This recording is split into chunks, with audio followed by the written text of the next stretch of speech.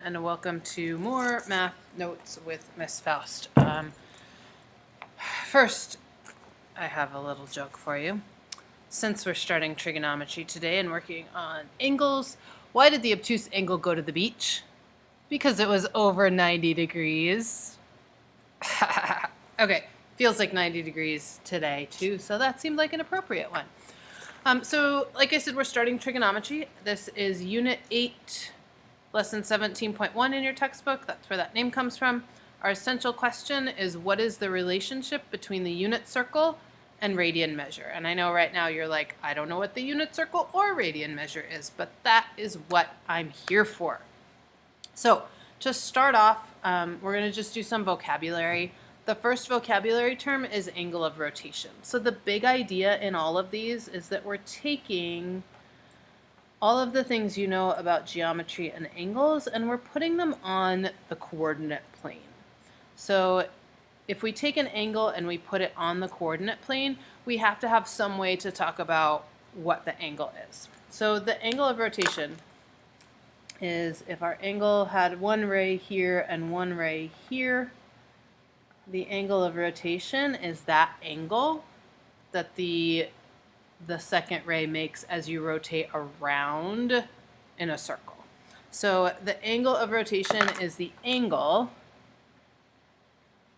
and we use the variable theta, which is like a circle, a 0 with a line through it. So that's the variable we're going to be using instead of x. That always means we're talking about an angle. So it's an angle measured on a coordinate plane. So if I wanted to get fancy with this, I could get out a protractor, I could line up one side here, I could see how far around it was going. That would be my angle of rotation. We call that standard position.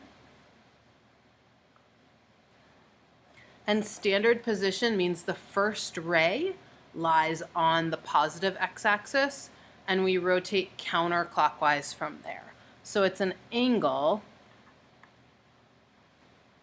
with one ray on the positive x-axis, and then from there we rotate, hence our angle of rotation, in a counterclockwise. I'm not sure I said that right before. Counterclockwise direction. So counterclockwise is that way. Okay. Actually, that's a bad picture to draw because it always starts here and goes around like that. Okay, so we always start from the positive x-axis when we're talking about standard position. So this red angle I drew up here, that angle is in standard position. We talk about the terminal side a lot. So the terminal side of the angle is this side where the angle ends. They all have the same starting position, right? Because they're all starting here on the positive x-axis, but angles have different terminal sides. So it's the ray where the angle ends. So if I just draw another quick little picture here, if our angle was here and here, that would be our angle of rotation, and our terminal side would be this one over here, the one that's down here in the third quadrant, because that's where the angle's ending. And what that brings us to is a really important concept when we're doing trigonometry, and that's that we have what we call coterminal angles. If you look at this blue angle and you imagine going right to there, so that angle ends right here. But if you started here, you went all the way around once and you kept going, you'd still end up in the same position.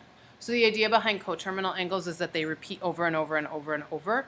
And you can get a whole bunch of angles that are coterminal with whatever you start with. You just add trips around or trips around backwards. So coterminal angles are angles with the same terminal side. So again, if we think about that, if we think about our coordinate plane, and we start with a 45-degree angle. And I'm not actually measuring this, I'm just saying that this angle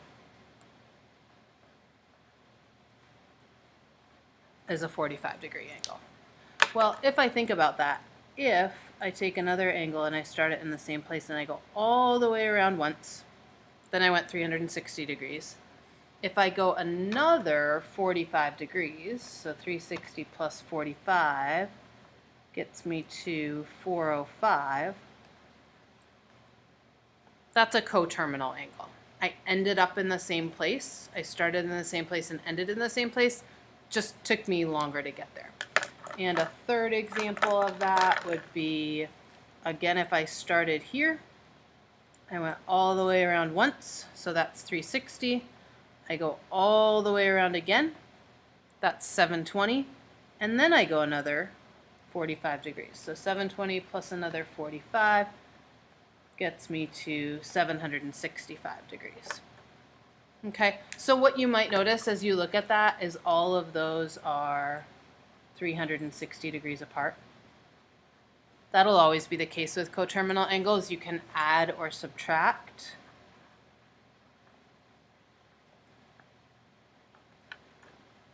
(360 degrees) to get coterminal angles. And you can repeat that as many times as you want. So we could get an infinite number of coterminal angles, but we won't this time. Okay, so let's try an example of how all of that would work. And again, this is really getting used to the vocabulary. When all of this starts to become really important is when you think about like a person on a Ferris wheel and they go around a whole bunch of times and then they stop at some angle and you want to know how far they went altogether. That's when all of this would matter. So what we're going to do first is we're going to draw an angle of 80 degrees in standard position. Then we're going to draw a positive coterminal angle. And then we're going to draw a negative coterminal angle. And we'll stop there for right now. So we start with our coordinate axis again. So 80 degrees, I'm never going to get out a protractor and measure these, by the way, but I want them to be in about the right place. So I'm going to do this first one in red. So 80 degrees in standard position. Well, this is 0 degrees. It always has to start here. 90 degrees would be straight up and down, so 80 degrees is just a little bit less than that. So I'd put that one right there. There's my 80-degree angle. Now if I want a positive coterminal angle, I'll do that one in blue. So a positive coterminal angle means I need to go 360 degrees plus the other 80 degrees. So if you have a picture, it's really easy to do that, right? We're starting here again. We're going all the way around once, and then we keep going, and we end up in the same place. So these little circles at the bottom, they tell you how many times you're spinning around before you stop there. Sometimes I even like to put little arrows there so it's easier to see that that little snail goes that way. So that angle would be, what's 360 plus 80? 440 degrees. Now, we didn't talk yet about negative angles, but positive angles go counterclockwise. Negative angles start here and go clockwise. So a negative coterminal angle is going to go clockwise, and it's still going to end in the same place.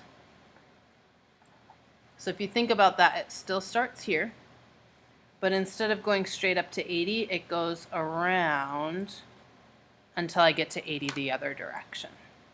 And if you think about that, so it goes 90 degrees, another 90 degrees, 180, another 90 degrees is 270, and then this little part at the end would just be 10. So that's a 280 degree angle. The other way you can think about that is that it's 360 degrees minus 80 degrees to get you that 280. Because you didn't quite go all the way back to 360, you went 80 degrees short of that. So in general, the way we talk about coterminal angles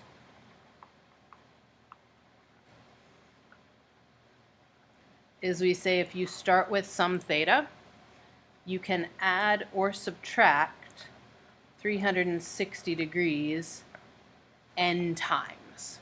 So n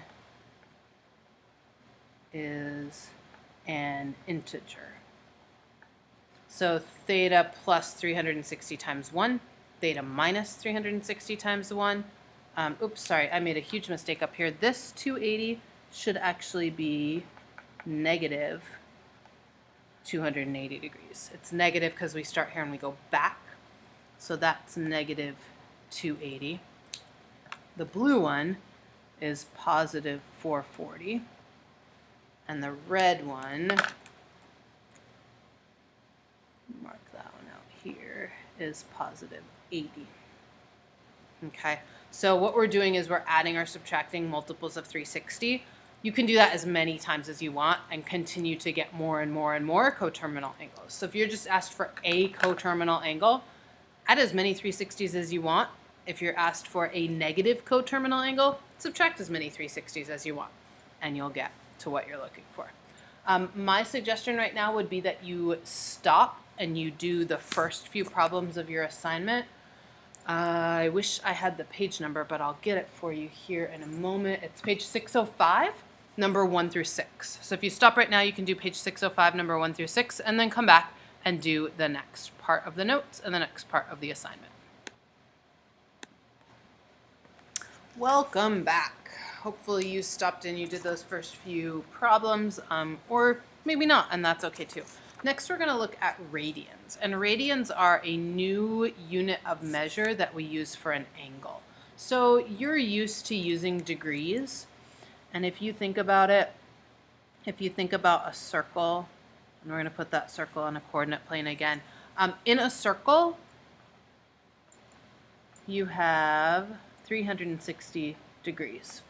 So when we start talking about radians, radians are related to how far around a circle you're going, and they have to do with distance more than they do with just degrees. They're actually a more natural way to measure circles. They'll feel awkward for a while, but eventually you'll get the hang of it. So if you think about it, if you think about the circumference of a circle, so somewhere in your mathematical past, you probably learned that the circumference of a circle is 2 pi times the radius. You might have also learned it as pi times the diameter. So when we start measuring things in radians, that's related to this radius. So in a whole circle, you have 2 pi radians of angles. So when you go around a whole circle, you're going 360 degrees or you're going 2 pi radians. So what you'll be able to do is you'll be able to go back and forth. If you want to go from radians to degrees, you take your angle measure in radians and you multiply it. You'll start in radians, so you'll multiply it by 360 over 2 pi, and you'll be left with an angle in degrees. If you want to go the other way, from degrees to radians, you just flip that. You might remember unit conversion from chemistry. So you take your angle in degrees times 2 pi over 360, and you get an angle in radians. Your angle in radians will always have pi in it. Yum! No, not like that. But it will always have a pi. Otherwise, you end up with really awkward decimals. So just to show you some examples, I'm going to put some angle measures in both radians and degrees. So in degrees, we'll put those ones in purple. So this is 0 degrees. If we go from there up to here, right? So if we go from here to here, we've gone 90 degrees. If we go all the way around to here, we've gone 180 degrees. If we go down to here, we've gone 270 degrees. And then when we get back here again, oops, we've gone 360 degrees. And then we can do the same thing thinking about radians. So this, I'll write these numbers on the inside. This would also be 0 radians because you haven't gone anywhere yet. Remember, you're always starting here. So here, when we go all the way around, it's easier to think of it in terms of going all the way around first. If you go all the way around, you've gone 2 pi radians, right? Because you've gone the whole way around the circle. Well, if you haven't quite gone all the way around the circle, if you've gone, say, halfway around the circle, so you've gone here to here, if this is 0 and 2 pi, this side over here is pi radians, because you've only gone halfway around. So then you think about that again. If here to here, this top half of the circle is pi, here to here is half of that. So half of pi, or pi over 2. This one then, so pi to 2 pi, so if you think about taking pi and adding a half a pi to it, so now suddenly you have 1 half a pi, 2 half a pi's, 3 half a pi's. So you have 3 pi over 2. So those are the big ones that you want to start getting used to. 2 pi is the same as a whole circle, pi is a half a circle, pi over 2 is 90 degrees, and 3 pi over 2 is 270. And then these formulas that I gave you, you'll use to move back and forth between radians and degrees. So again, if you want to stop now and do numbers 7 through 14 on page 605, you would be well prepared to do those. Okay, I got a little bit more for you, but like I said, if you want to stop, go ahead. Next thing I'd like to show you today is how arc length works, and this has to do with angles and, oops, sorry about that. There we go. Has to do with angles and distances and how far things move around a circle. So that's the big idea behind arc length, is how far around a circle something moves. So I always picture like an ant on a record player. I don't know if you remember record players, but record players go around and around. And if the ant was on the record player, the ant would travel around and around and around and around and around. He could end up right where he started, but he would have gone a whole heck of a long way if the record went around a bunch of times before he got there. So we're going to use some space applications for these just because we can. In your book, they also use space applications, so this will help a little bit. The formulas you want to use when you're doing arc length: S represents arc length. Oops, arc length.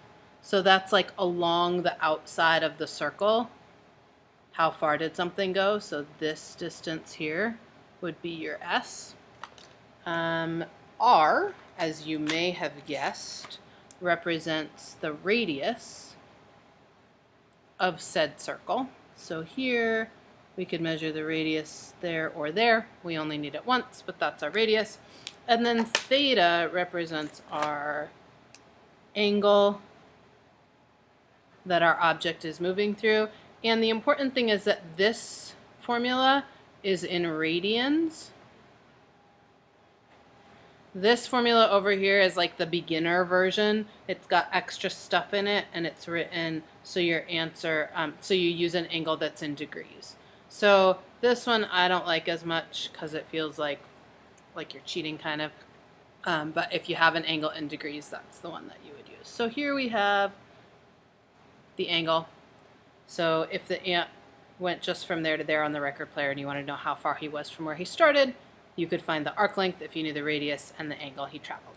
So let's look at that in an example. In this first example, we have a plane flying 4,000 miles from the center of the Earth. Radius of the Earth is a little over 3,000 miles. This would be a plane about 1,000 feet up. Not too high. It moves through 200 degrees. And the question is, how far did the plane travel? So what I always like to do first with these is draw a little picture. It doesn't have to be a pretty circle, just a little circle to help us visualize. So I always have my things start the positive x-axis because that's the orientation for these. 200 degrees.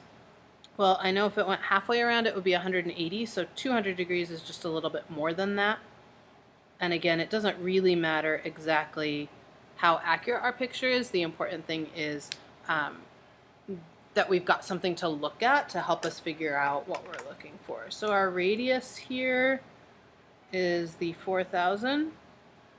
If I could draw, I'd draw a little plane here.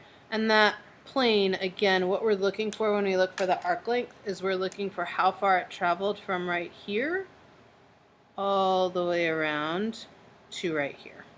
And as you can imagine, the angle is important because if the plane went the other direction, it would be a different length than if it goes this direction around the circle. So in order to find the arc length, we write S equals R times theta. Notice my angle is in degrees. So I'm going to take that 200 degrees and I'm going to convert it into radians first. So to do that, I do 2 pi divided by 360. And then I always remember that because then the degrees cancel, right, if one's on the top and one's on the bottom. So 200 times 2, well, that I can even do in my head, 400 pi over 360, or let me see, 400 over 360 is 1.11111, or 10 over 9. So it's 10 pi over 9. So that's the angle that we're going to use. I'm going to put that in for theta. And then I'm going to put my radius in for r. So S is equal to 4,000 times 10 pi over 9. So at this point, now is when I'll start approximating it. I didn't want to do that before because the earlier you approximate, the less accurate your answer is. So 4,000, well, this I can start in my head, 40,000, right? 4,000 and one more zero, pi over 9. So I'm going to do 40,000 over 9, and I'm going to get about 444.4. I'm going to multiply that by pi, and I'm going to get about 13962.6. So the plane traveled about 13,962.6 miles. Now I don't know if a plane can really go that far without refueling. I doubt it. But, you know, this would be if a plane was at the equator. Maybe we'll say it's a military plane, so it has wonderful capabilities and can be refueled midair. In any case, 13,962 miles because we found the radius and the angle. We multiplied them together to get the distance the plane traveled. So I have one more example, and then I will leave you to the rest of the assignment. The next example is the moon. You know the moon, that one. Travels around the Earth at an average radius of 238,855 miles, and it goes around the Earth once every 28 days. These are both approximations. The moon actually moves a little further and a little closer, and it's a little less than 28 days actually, but for our purposes, these are accurate enough. So first question is, how far does the moon travel? The second question is, how fast does it move in miles per hour? And the reason I threw that in is because a lot of times when you're working with these problems and when you're doing like SAT problems and problems like that, it asks you about the angular velocity. That's what that means. It's how fast is it moving around in a circle. So once we know how far it moves, then we can figure out how fast it moves. So again, I'm going to start with a picture. Here is my Earth. Right? I know the Earth is bigger than that, but what I really care about is the fact that the moon is going all the way around the Earth at a radius of 2. R equals 238,855. And then all of a sudden you're like, wait, what angle are we talking about though? But if it goes all the way around the Earth, so it goes, the moon is starting right here, moon. The moon is going till it gets back here. So it goes in one whole circle. Well, one whole circle is 2 pi radians. So our angle in this one is 2 pi. Once you start getting familiar with that, you'll see how easy it is to use 2 pi when you're doing these equations. So how far does the moon travel? How far really means what's the arc length? So we use S equals R times theta. So S equals 238,855 times 2 pi. And again, we're probably going to approximate that just to make this a little bit easier. So we do 238,855 times 2 pi. Remember, there's a pi button on your calculator, and you get, whoops, I plugged in 2377. Pardon me for 1 second. 1500,770 point, well, we're going to leave off the point. We're just going to leave it at that. So the moon is traveling about 1.5 million miles every 28 days. That seems like kind of a lot. So let's see how fast that is in miles per hour. Then we can compare it to something we know, because we're familiar with like moving at 60 miles per hour, say, or 30 miles per hour, or I don't know how fast you drive, maybe 70 miles per hour. In any case, in order to find the angular velocity, we need miles per hour.